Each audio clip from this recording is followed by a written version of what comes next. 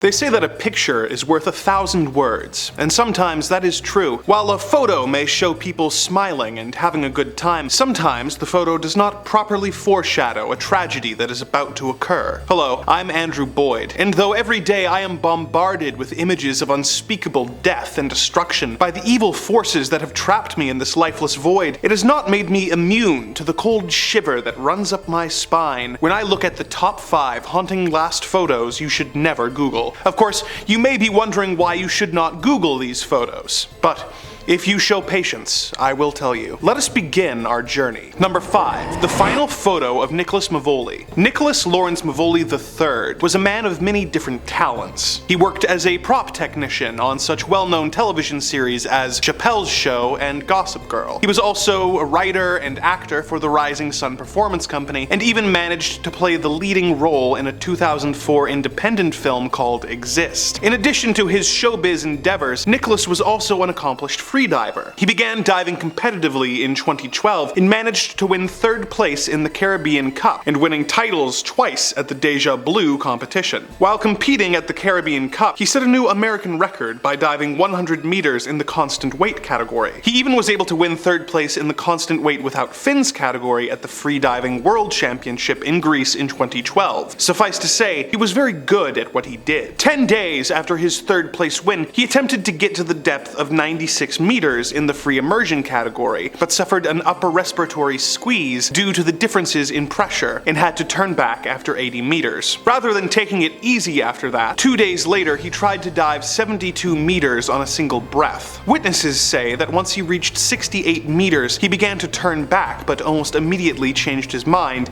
and continued down. After being underwater for 3 minutes and 38 seconds, he returned to the surface and this photo was taken. Without the context, the photo looks almost comical, with Mevoli's wide eyes and perturbed expression, but with context, you see that he is realizing that something is very wrong. Seconds after this photo was taken, he fell backwards into the water, losing consciousness. The safety divers and the event physician tried to revive him for 90 minutes before he was taken to the hospital and died of pulmonary edema. He had set out that day to set records and inadvertently did, becoming the first diver to die in an international free diving competition. But why should you not Google this photo? Well, Google keeps track of what you search in order to give you targeted ads, and if you search for this picture, you may begin to get advertisements for diving equipment, which could result in you taking up a dangerous hobby. So perhaps you should avoid Googling it for your own safety. Number 4. The Cloud of Ash. Robert Langsberg was a passionate photographer who showed a dedication to his craft that most people will never come close to. On May 17th, 1980, he was camped near Mount St. Helen, an active volcano that was set to erupt. Although the scientists studying the Mount St. Helen were measuring everything from the volcano's emissions, ground temperature, and bulge movement, Landsberg's intuition proved to be even stronger than their instruments, as he noted in his journal that the volcano felt, quote, right on the verge of something. His prediction would prove to be horribly accurate, as on May 18th, he saw the volcano erupting and realized that he was too close to the mountain to have any hope of escaping with his life. Realizing his doom, Langsberg chose to spend his final moments documenting the eruption, taking a roll of film's worth of pictures, such as this final one which shows a massive cloud of ash approaching over the horizon. Once the roll of film was spent, he removed it and placed it in a case in his backpack. He then laid his body on his backpack as he was buried in ash in order to protect the photographs he made in his final moments on Earth. 17 days later, his body was recovered under the layers of ash. Though it had cost him everything, his pictures survived the natural disaster and were featured in the January issue of National Geographic. So, why should you not Google this image? Well, companies like Google collect your personal data and sell it to third parties. So, by searching this photo, you could inadvertently be giving personal information to people online. Look, I know that's a stretch, but the evil forces who run this dimension often assign me bizarrely specific titles that are really hard to incorporate, and I'm trying my best, okay? Number 3. The final photo of Ferdinand. On the 28th of June, 1914, the heir presumptive to the Austrian-Hungarian throne tone, Archduke Franz Ferdinand took a car ride with his wife, Sophie, the Duchess of Hohenberg. Little did they know the impact that this outing would have on the fate of the world, or that their lives were about to come to an end, an hour after this photograph was taken. While on their drive, the couple was attacked by a group of Bosnian Serb revolutionaries known as Young Bosnia, who hoped that by ending Ferdinand's life, they could free their country from Austria-Hungarian rule.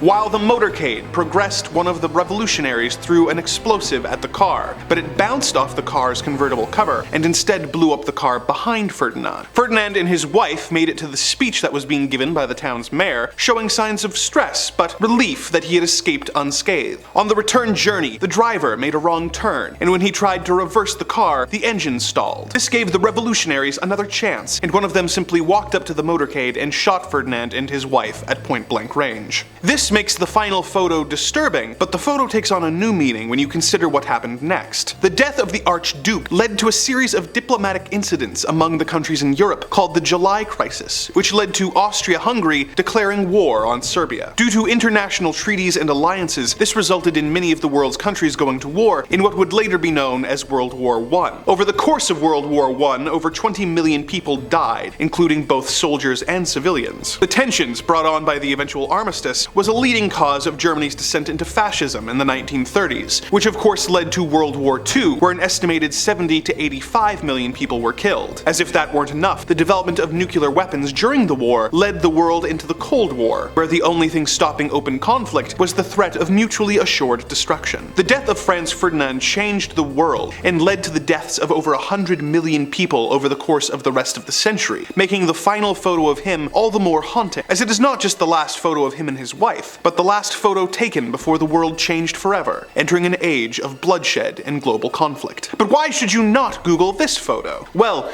Google has a bit of a monopoly on the search engine market, and in order to preserve a free market, you should also use a different search engine from time to time. Perhaps something like DuckDuckGo or Bing will have the answers you seek, but let's be real, you're not going to use Bing. Number 2. An explosive family photo. Our next entry takes us to the town of Omagh in Northern Ireland during the Troubles, when a splinter group of the IRA, known as the Real Irish Republican Army, decided to use an explosive device to try and target a nearby courthouse. They sent a warning to the police about 40 minutes before the detonation, but as they were not specific about the location of the device, the police accidentally moved more people into danger in their attempts to keep people safe. The resulting explosion resulted in 29 deaths of people from various backgrounds and ages. Soon before the disaster, this photo was taken, showing a man with his carefree child on his shoulders. What makes this photo so disturbing is not just the fact that the pair are so unaware of the terror that is about to unfold, but for what else is pictured in the photograph. On the right of them is a red Vauxhall Cavalier.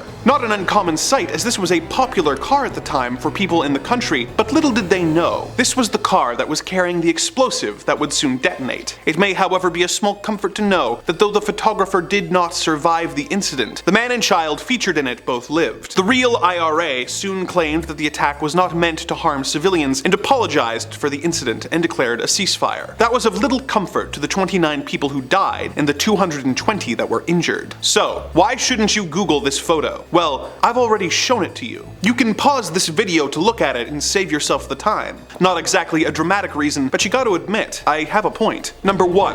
Flight 571. On October 13th, 1972, a private chartered flight carrying a rugby team called the Old Christians Union, as well as a few of their family members and supporters, left Uruguay hoping to touch down in Chile. This photo was taken of the group showing them relaxed, happy, and excited. Unfortunately, the man flying the plane made a miscalculation and reduced his altitude too soon, causing the plane to crash in the Andes Mountains. Of the 45 passengers, 12 died on impact, and several more succumbed to the elements and their injuries soon afterwards. A search effort for survivors was mounted, but after 8 days of no luck, the group was presumed dead. The remaining passengers were trapped with little food to speak of. In order to survive, the group had to make a terrible choice. As one of the survivors later wrote in a book chronicling the events, "Our common goal was to survive, but what we lacked was food. We had long since run out of the meager pickings we'd found on the plane, and there was no vegetation or animal life to be found. After just a few days, we were feeling the sensation of our bodies consuming themselves just to remain alive. Before long, we would become too weak to recover from starvation. We knew the answer, but it was too terrible to contemplate. The bodies of our friends and teammates, preserved outside in the snow and ice, contained vital, life-giving protein that could help us to survive. But could we do it? For a long time we agonized. I went out in the snow and prayed to God for guidance. Without his consent, I feel I would be violating the memories of my friends, and that I would be stealing their souls. We wondered whether we were going mad even to contemplate such a thing. Had we turned into brute savages, or was this the only sane thing to do?